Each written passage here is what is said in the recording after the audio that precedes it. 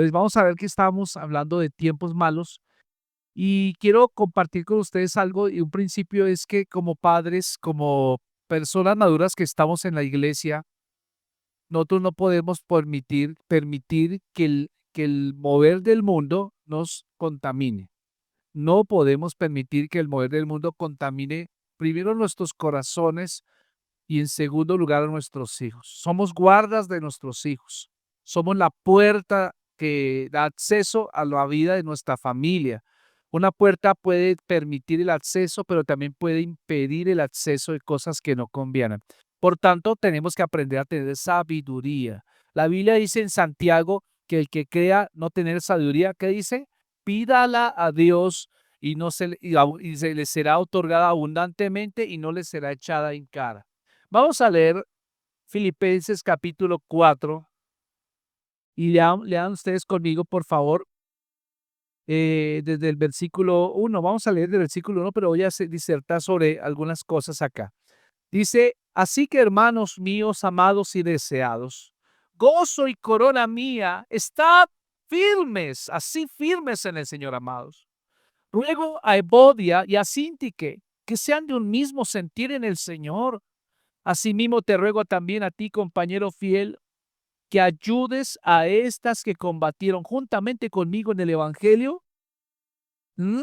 Con Clemente también y con los demás colaboradores míos, cuyos nombres están en el libro de la vida. Regocijaos en el Señor siempre. Otra vez digo, regocijaos, vuestra gentileza sea conocida de todos los hombres, el Señor está cerca. Por nada estéis afanosos, sino sean conocidas vuestras peticiones delante de Dios en toda oración y ruego con acción de gracias. Y la paz de Dios, que sobrepasa todo entendimiento, guardará vuestros corazones y vuestros pensamientos en Cristo Jesús. Por lo demás, hermanos, todo lo que es verdadero, todo lo honesto, todo lo justo, todo lo puro, todo lo amable, todo lo que es de buen nombre, si hay virtud alguna, si algo digno de alabanza, en esto pensad. Lo que aprendisteis y recibisteis y oísteis y visteis en mí, esto haced y el Dios de paz estará con vosotros. Amén. Amén. Gloria a Dios. Hoy quiero hablar acerca de que cuente este secreto a sus hijos. Gloria a Dios. Estaba diciendo, mi amado hermano, que el título de nuestra enseñanza es Cuente este secreto a sus hijos. Cuente este secreto a sus hijos. ¿Cuál es el secreto? Vamos al versículo 13. El secreto es todo lo puedo en Cristo que me fortalece. Diga conmigo, todo lo puedo en Cristo que me fortalece. ¿Sabe una cosa? El apóstol Pablo declaró que había aprendido el secreto para estar contento sin que tuviera importancia las circunstancias que lo rodeaban. Qué secreto tan maravilloso. Uno decir, caramba, vea, no me importa si no hay plata para comer hoy. No me importa si quizás estamos limitados físicamente por alguna dolencia. No me importa lo que pase. ¿Sabe una cosa? Cristo me da fuerzas para enfrentarme a toda clase de circunstancias. O sea que nuestra vida espiritual no va a depender de que estés bien materialmente hablando, ni de que estés saludable hablando físicamente, sino que tu vida, tu victoria depende de tu relación con Dios. Tu relación con Dios. Por eso Pablo tiene autoridad para decir, he aprendido el secreto de estar contento. Yo no dependo de circunstancias, hermano. No dependo. No me importa, dice Pablo, si las circunstancias han sido agradables o dolorosas en mi vida. No importa. Eso no es lo que va a determinar mi felicidad. La felicidad no está determinada porque tú estés bien. La felicidad está determinada es por tu relación con Dios. Y usted va a notar, la vida de Pablo no fue una vida muy deseable en el buen sentido de la palabra.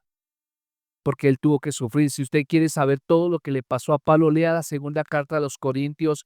Él hace una descripción, una radiografía de lo que es un verdadero apóstol. Y usted va a notar algo interesante.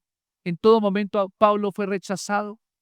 Él lo apedrearon y murió. Él mismo cuenta ya en capítulo 12, dice que conozco un hombre, no sé, que tuvo el privilegio de ver cosas que nadie le fue dado a ver y que subió hasta el tercer cielo. Él era él. Se murió. Y no solamente murió, sino que volvió a vivir y así como estaba maltrecho, entró otra vez en la ciudad a continuar la tarea a lo cual Dios le había llamado. Pero ¿sabe cómo lo hizo? Él no lo hizo quejándose, él no lo hizo diciendo, ay, me tocó entrar otra vez a esta ciudad a cumplir la tarea tal cual como Jonás, que Jonás quería resistirse a ir a predicar a Nínive y al contrario de ir a Nínive a cumplir con la tarea que Dios le había encomendado. Jonás compró un boleto para irse al otro extremo, ¿cierto? Y esa es la idea pero Pablo es completamente diferente a Jonás. Y note algo interesante, él está diciendo, quiero que aprendan el secreto. ¿Cómo es que Pablo podía permanecer feliz? ¿Cómo es que Pablo, a pesar de todo el dolor que vivió, del rechazo, de todas las circunstancias adversas, él podía permanecer feliz? Hoy vamos a ver que hoy se nos vende la idea de que estar feliz es tener un carro nuevo, un computador nuevo, un celular nuevo, es tener ropa, ¿sí o no? Tener buena salud, tener buen empleo, tener una buena persona como cónyuge. Y entonces la gente dice, eso es estar bien. Pero déjeme decirle que yo conozco gente que lo tiene todo materialmente hablando, pero no tiene nada.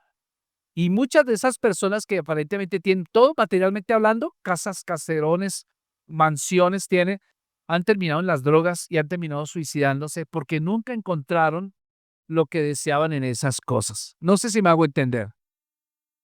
Mucha gente lo envidia a usted, aunque mucha gente tenga mucha plata más que usted, va a darse cuenta que hay gente que desearía ser como usted. Hay gente que desearía decía, yo quisiera tener lo que tiene fulano.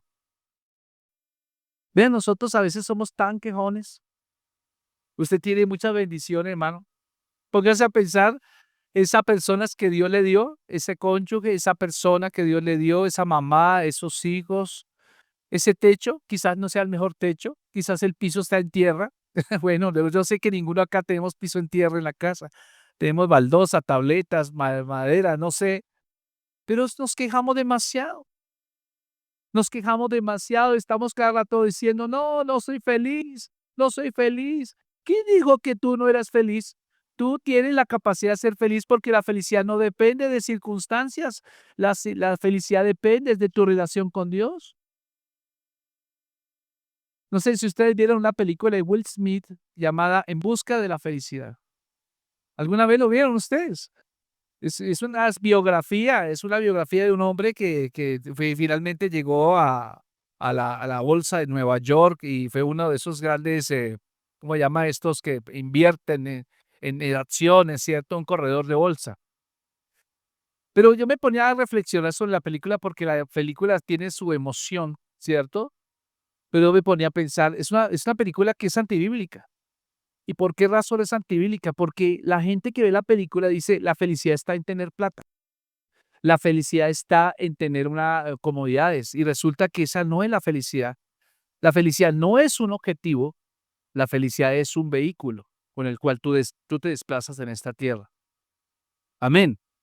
O sea, algo que nos queda claro, por ejemplo, la canción que cantaron de Santiago 1, versículo 2, creo que es. ¿Cómo es que decía la canción? Yo me gozo, mi lamento cambiaste por danza. ¿Qué más dice? Ya no hay tristeza, solo alabanza. Y Santiago es que estaba diciendo, gozamos cuando saliesen y ver ese tipo de pruebas. Gócense cuando estén en pruebas. La gente que da testimonio solamente cuando está bien. Pero nadie ha dicho, oye, yo doy testimonio, tengo una dolencia, tengo algo así, pero yo creo que Dios va a hacer un milagro grande. He aprendido a depender más de Dios desde que perdí mi iPhone. He aprendido a depender más de Dios desde que me cortaron el internet en la casa. No he escuchado un solo testimonio que diga, oiga, ahora estoy teniendo gloria a Dios porque estoy creyendo más en Dios. Estamos siempre basando nuestros testimonios sobre resultados materiales.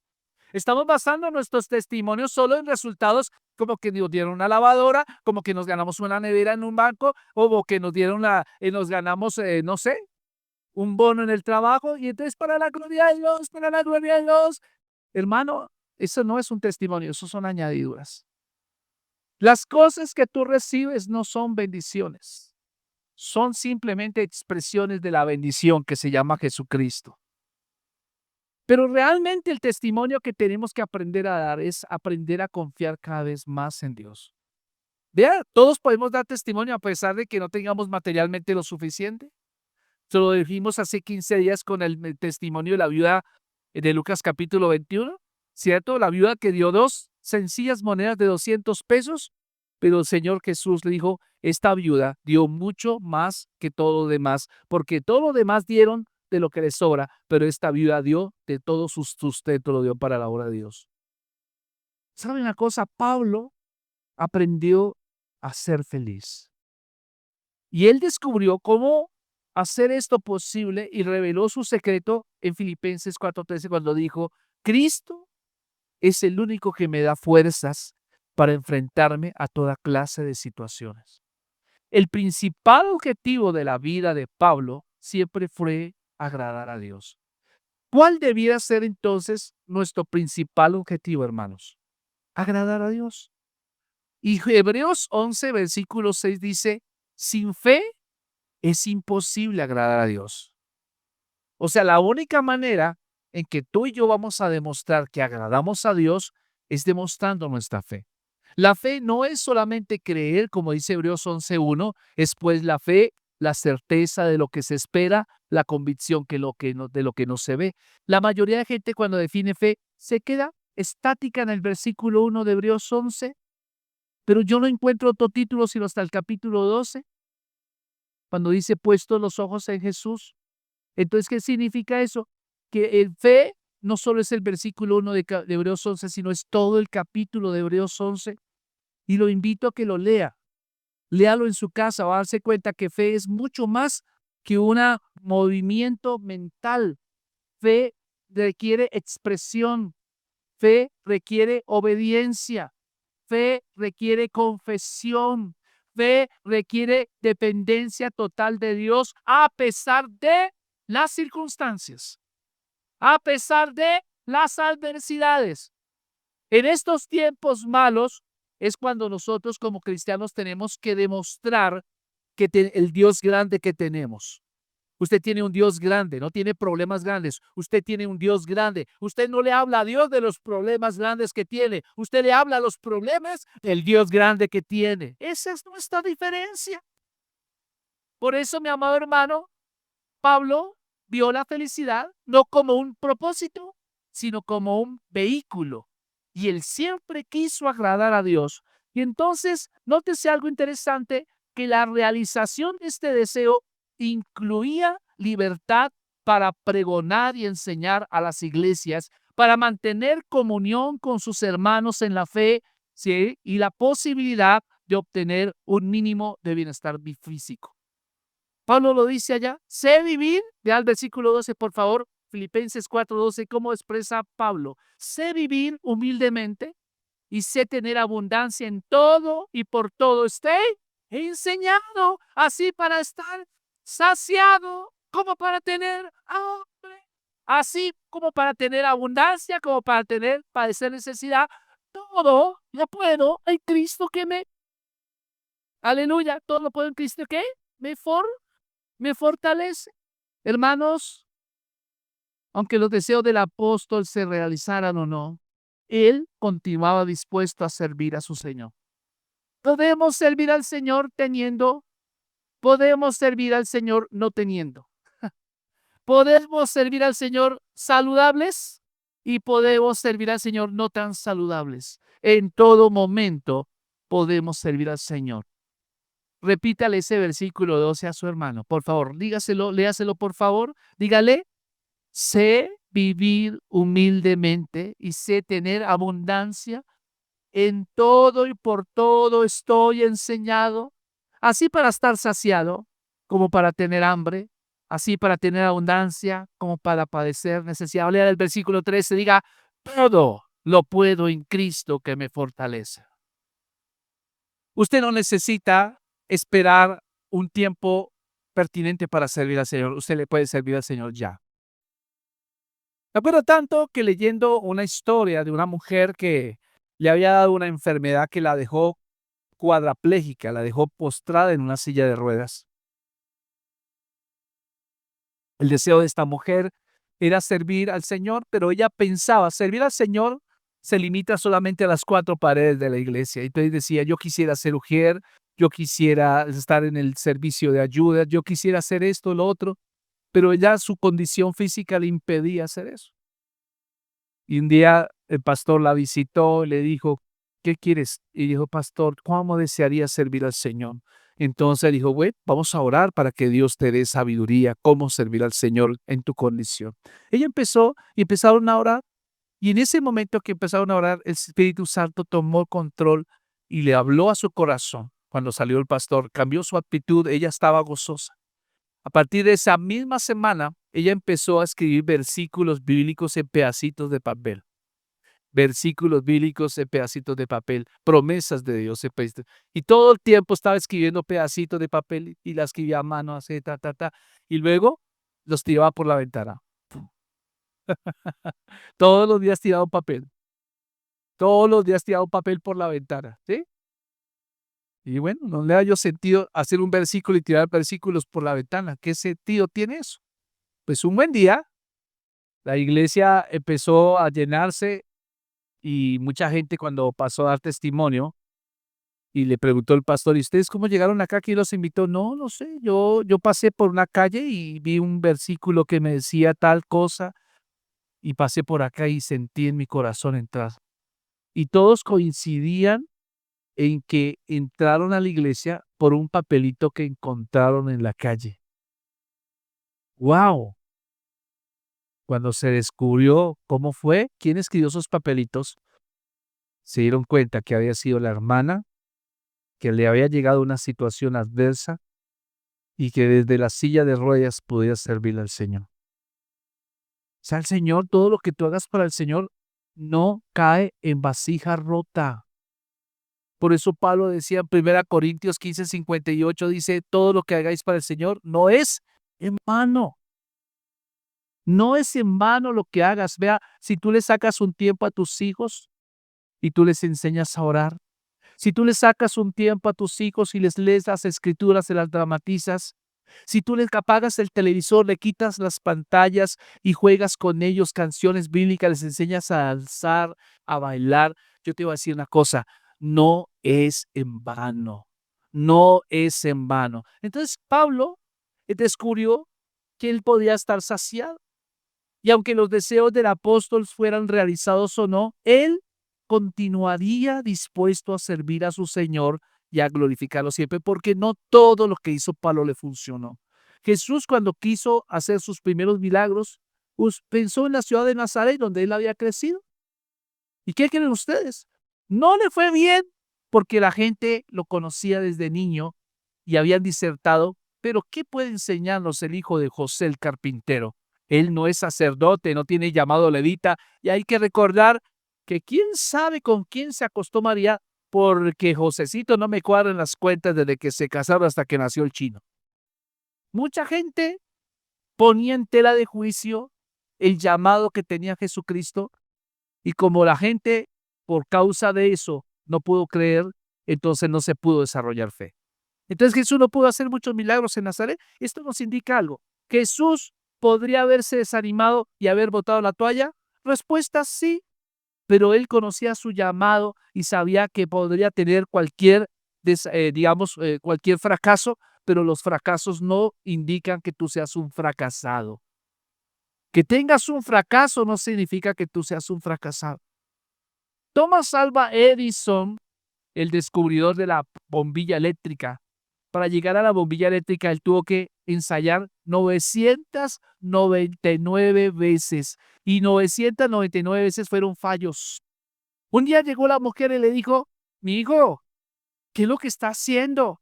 Él le dijo, estoy ensayando hacer la bombilla. Digo, pero ya se ensayó 999 veces, ¿no te ha funcionado? Bueno, no es pérdida de tiempo, porque he descubierto 999 veces que no va a funcionar. Lo que está enseñando es que tú tienes dos opciones. O aprendes a mirar las circunstancias como el vaso medio vacío, o aprendes a ver las circunstancias como el vaso medio lleno. No es la misma situación, pero vean que Pablo fue esa persona que aprendió a seguir adelante a pesar de las circunstancias, porque su propósito estaba primero en servir a Dios, es glorificarlo, bien sea en la abundancia, bien sea en la escasez, y esta era la razón por la cual Pablo podía afirmar con convicción: he aprendido a vivir en toda clase de circunstancias. Este es el principio profundo y oportuno para transmitir a nuestros hijos a través de las palabras y las acciones. O sea, ¿qué es la tarea que tenemos hoy? La tarea no es solamente que tú pongas en práctica la palabra, sino tarea número 2, tienes que enseñarla a tus hijos. Que tus hijos aprendan fe. ¿No te has dado cuenta que de unos años para acá estás más arrugadito? Antes no tenías canas y ahora ya tienes canas. Ah, las estás tiñendo, ¿cierto? Conforme pasa el tiempo, vamos perdiendo estatura. Está perdiendo usted fuerza. ¿Sabe por qué estamos perdiendo fuerza? Porque es natural que perdamos fuerza. Y ese es el indicativo de que usted tiene que dejar un legado a su familia. Tiene que dejar un legado. Mire ese muchacho que está ahí a su lado, no puede ser que sea para el mundo. Ese muchacho, esa muchacha tiene que ser para Cristo. No puede ser, ¿ok? Y no es mañana que va a servir, ya que tiene que servir. Un niño en la escuela dominical ya tiene la capacidad de servir. Ya, no importa. No importa que sea chiquitín. Por ejemplo, Parvulo puede servir ya al Señor. Ah, pero no sabe hablar. Sí, él puede servir al Señor. Él le puede alcanzar los colores a la maestra. Él puede distribuir papeles, hojas. Él puede ya servir. Él ya puede dar diezmo. Ay, pastor, pero desde chiquito sí, porque quiero que sea bendecido económicamente. Que él aprenda a ser bendecido. Entonces, fíjese, quiero que aprenda dos palabras en esta mañana. Vaya conmigo al versículo 6. Y esas dos palabras se llaman nada y toda. Diga conmigo, nada y toda. Diga nada y toda. Si usted no quiere aprender nada en este día, quiero que aprenda las dos palabras. ¿Cuál es la primera? Nada y toda. Ahora, ¿qué dice el versículo 6? Por nada estéis afanosos, si no sean conocidas vuestras peticiones delante de Dios en toda oración y ruego con acción de gracias. Dígale a su hermano que está al lado, por nada tienes que estar afanado. ¿Sí?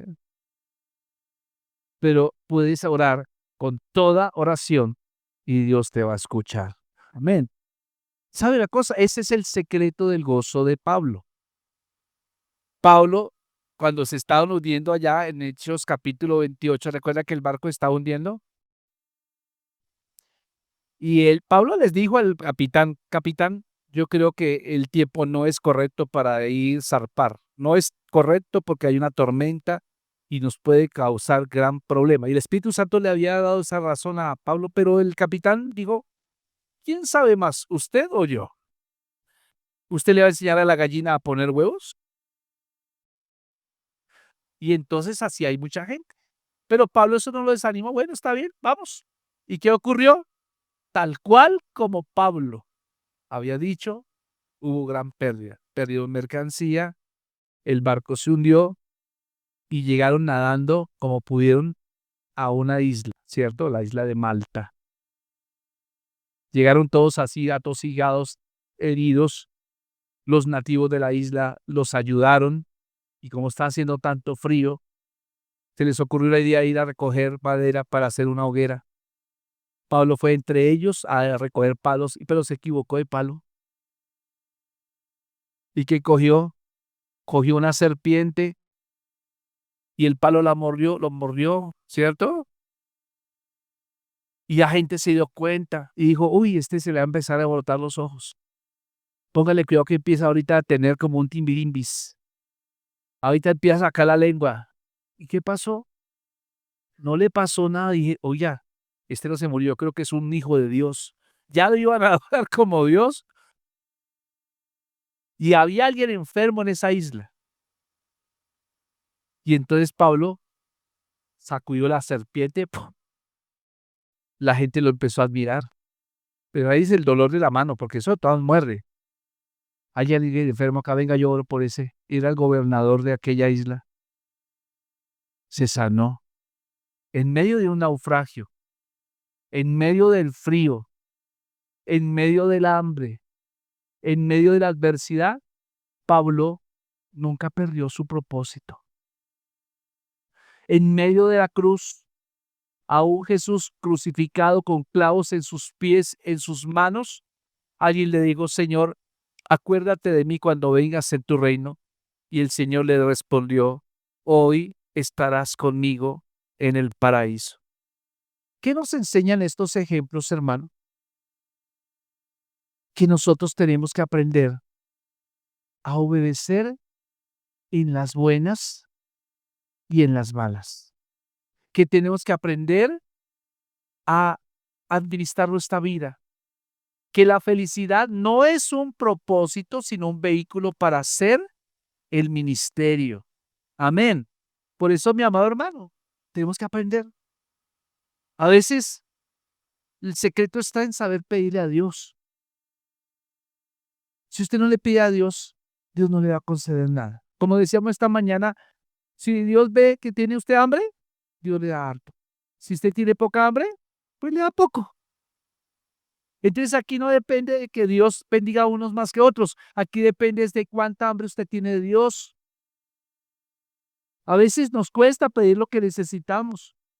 Una vez leí sobre un explorador de la Antártida que un día estaba trabajando en su tienda cuando oyó un grito ahogado que procedía del exterior. La voz le preguntó, ¿estás muy ocupado?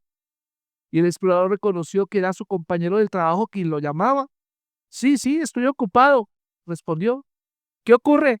El hombre afuera volvió a preguntar, ¿de veras estás muy ocupado? Sí, sí. El hombre le contestó desde la tienda, ¿y qué es lo que quieres? Y tras un momento de silencio, el hombre salió fuera de la tienda y de fuera respondió disculpándose, bueno, es que me caí en una grieta y no creo que pueda aguantar mucho tiempo. O sea, el tipo se estaba muriendo, cayó dentro de una grieta en el hielo de la Antártida. Imagínense una grieta, eso puede ser hasta kilómetros de caída. Pero el hombre, ¿sabe qué hacía? Le daba pena pedirle a su amigo que lo ayudara. ¿Sabe cómo le dijo? ¿Estás muy ocupado? A veces uno tiene que gritar y decir, ayúdame, ayúdame, sí, estoy aquí ahogado, estoy aburrido, estoy estancado espiritualmente, necesito una ayuda. Eso es lo que necesitaba, pero para estar gozoso usted tiene que aprender a orar y usted tiene que aprender a pedir. Pablo era de las personas que sabían orar, por eso él pudo superar cualquier adversidad, cualquier circunstancia. Por eso en ocasiones al orar los creyentes dudan de pedir simplemente lo que necesitan. Y tal vez nos preocupa estar molestando a Dios, así que en lugar de pedirle, nos conformamos con menos, hacemos lo mejor que podemos y decidimos esperar hasta que las cosas estén realmente mal antes de orar por ello. Mucha gente espera que las cosas estén terribles y ahí se ponen a orar. No tienes que esperar a que las cosas estén terribles para orar. Tú tienes que orar desde ya, diciendo, Señor, no, ¿te estás ocupado, Señor? ¿Puedes atenderme, Señor? Qué pena contigo. No, tú puedes orar. El Señor dijo, pedid y se os dará, buscad y hallaréis, llamad y se os abrirá. No debería ser así. Filipenses 4:6 lo dijo, ¿cierto? Por nada estéis afanosos, sino sean conocidas vuestras peticiones delante de Dios. En toda oración y ruego, con acción de gracias. O sea, nada debe llenarnos de ansiedad. Diga conmigo, nada debe llenarme de ansiedad. Y todo puede convertirse en una cuestión de oración. Amén. Yo no sé, yo siempre me pregunté cómo es que Pablo podía estar tan feliz con tanto chicharrón que tuvo. Ese man podía montar un piqueteadero porque tenía solo gallina y chicharrones por todo lado. Problemas por todo lado, pero Pablo nunca perdió la perspectiva e incluso desde la cárcel animaba a los que estaban afuera. Es la primera vez que veo un preso que anima a los que están afuera de la cárcel. Pareciera que el que estaba en la cárcel estaba libre y el que estaba fuera de la cárcel estaban presos. El que estaba animando a mi amado hermano, y él les dice: muchachos, estoy en la cárcel, pero por nada estén preocupados. Se presenta como un mandato gentil, no como una opción. La preocupación excesiva transgrede el territorio de Dios para nuestras vidas. La ansiedad elegida nos hace ser el padre de familia en lugar de un hijo. O sea, usted quiere solucionar los chicharrones, pero el Señor ya tiene la solución para eso. Usted sabe que toda circunstancia que a Pablo le pasó adversa se convirtió en una oportunidad para ver la gloria de Dios. ¿Se acuerda cuando estuvo en Hechos 16, que lo metieron a la cárcel, le dieron severo azotada abierto a él y a Silas le dieron severa azotada, lo dejaron, mejor dicho, bien tieso. No podía caminar porque cuando caminaba le daba un corrientazo. Sangraba, caían pedazos de carne de su espalda. Y tras derecho, después de que lo azotan, lo sientan en el piso en una mazmorra, en lo más profundo de la tierra, lleno de humedad, lleno de olores feos, porque había defecación, habían cucarachas, ratas, de todo, y lo meten en una tabla que se llama un cepo, abierto de piernas así y de manos, a ambos. Imagínense con un dolor en la espalda así. Y él está así y no puede respirar porque lo más respirando ya le empieza a doler. Ya le empieza a doler y siente como el ahogo porque está bajo la tierra, no hay aire, hay mal olor, hay ratas, hay cucarachas, hay de todo. Y entonces Pablo podía tomar la decisión. Esta es una vida desgraciada la que nos tocó. Hubiéramos pasado diferente, ¿cierto? Pero no. ¿Qué hacen en Hechos 16? Ellos empiezan a entonar himnos a Dios, empiezan a cantar el salterio, empiezan a alabar a Dios, ¿cierto? Y empieza con el medio del dolor a cantar y sale un dulce cántico que llega a los oídos del Espíritu Santo y el Espíritu Santo desciende y se empieza a mover en cada celda, en cada mazmorra, se caen los candados, se caen las cadenas y el carcelero estaba dormido cuando se despierta de que las celdas están abiertas, hijos, se escaparon todos y de acuerdo a la ley romana, el carcelero tenía que ser decapitado, pero antes de que pasara eso, el carcelero dijo: no, yo no voy a permitir llegar a tal humillación, voy a matarme. Y cuando se iba a matar, Pablo grita desde adentro: no te hagas ningún mal, aquí estamos todos. Y sabe una cosa, ¿qué hace el carcelero cuando ve eso? Cae de rodillas ante Pablo, aquel que lo había azotado, porque fue el carcelero el que tenía la tarea de azotarlo. Y el mismo carcelero dice: ¿qué hago para ser salvo? Y Pablo le responde: cree en el Señor Jesucristo y serás salvo tú y tu casa. Hechos 16:31. ¿Sabe? Aquel, dice el texto bíblico, que después de eso, él se recibió a Cristo, lo llevó a la casa y en la casa le curó las heridas. ¡Wow! Le curó las heridas, hermano. Hubo salvación. ¿Cómo transformar una situación adversa en una oportunidad para ver la gloria de Dios? Oración, pero una oración fuerte. Segundo, gozo. El gozo es un fruto del Espíritu, no es un objetivo. Por eso Pablo se pudo gozar en medio de las circunstancias y esas circunstancias fueron transformadas porque el gozo no era un propósito, el gozo era un vehículo que ya tenía por su relación con Dios. Mientras el mundo está buscando felicidad, vea, buscan la cantina para encontrar gozo, ¿sí o no? Vamos a pasarla chévere, vamos a echarnos unos chinchines. Sí, esto y lo otro, y esto y lo otro. Y se meten marihuana, y meten vicio, y meten las inyecciones, meten metanfetaminas, algo así. ¿Y qué pasa después de que pasa el efecto? Se llama muerte, hermanos. Hogares destruidos, vidas destruidas. Usted no necesita de tomar alcohol para sentirse gozoso. Yo estoy seguro de que aquí más de uno, yo por lo menos llevo 33 años que no tomo una cerveza. Ah, imagínese. Yo le digo al doctor cuando me dice: "¿Usted fuma?". "No". "¿Usted toma?". "No". Entonces, ¿usted para qué vive? Porque el médico dice que la vida es eso, es disfrutar. La gente que hace los viernes a salir del trabajo, que hacen los viernes a salir del trabajo, se van a tirarse la plata, ¿sí o no?